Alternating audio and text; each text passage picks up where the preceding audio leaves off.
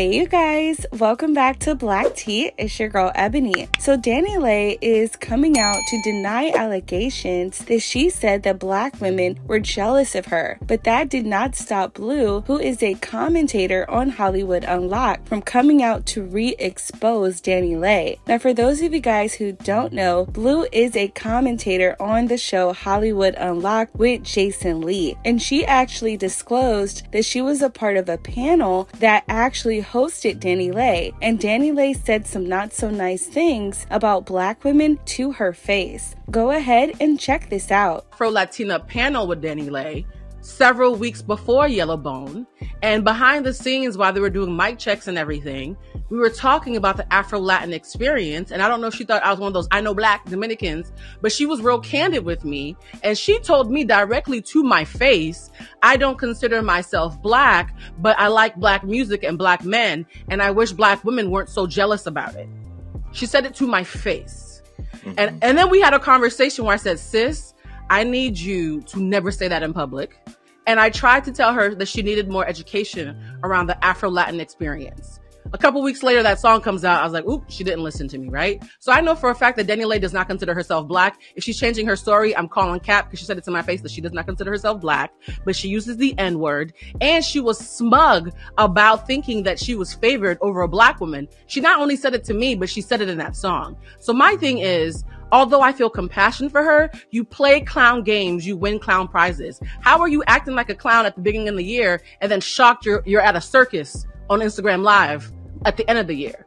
Now, after this video dropped, several people were tagging DaniLeigh on Twitter. One person saying this, at DaniLeigh, your fam is our word for real. Is this why the baby got up in your mom's face? Now, DaniLeigh then responded to this tweet with this, why would I say that? My God. Now, Blue did get wind of DaniLeigh denying these allegations, and she was not here for it. She said this, I keep receipts, sis, don't lie. Now, this is an email from the actual panel host who shows that there was a panel with Blue and DaniLeigh, and they were going to be speaking about Afro-Latinas. And you see on the screen, this is the email, and you see DaniLeigh's name along with Blue's name as well. Blue goes on to say this, I sincerely feel compassion for DaniLeigh, but I am disappointed she's denying the conversation we had when I showed her grace. Despite her problematic sentiments about black women, she knows where to find me, so y'all can stop tagging me on that post. So she is basically saying that DaniLeigh is lying. She's saying that DaniLeigh doesn't want to catch the heat because of what she said. To be quite honest, DaniLeigh is no better than any other woman on this earth. At the end of the day, I believe that DaniLeigh said this. Why? Because DaniLeigh came out with a Yellowbone song saying exactly the same thing. Yellowbone is what he wants. So I don't find this conversation far-fetched. I did want to present DaniLeigh's argument, but at the end of the day, DaniLeigh just needs to leave this conversation alone. Move on.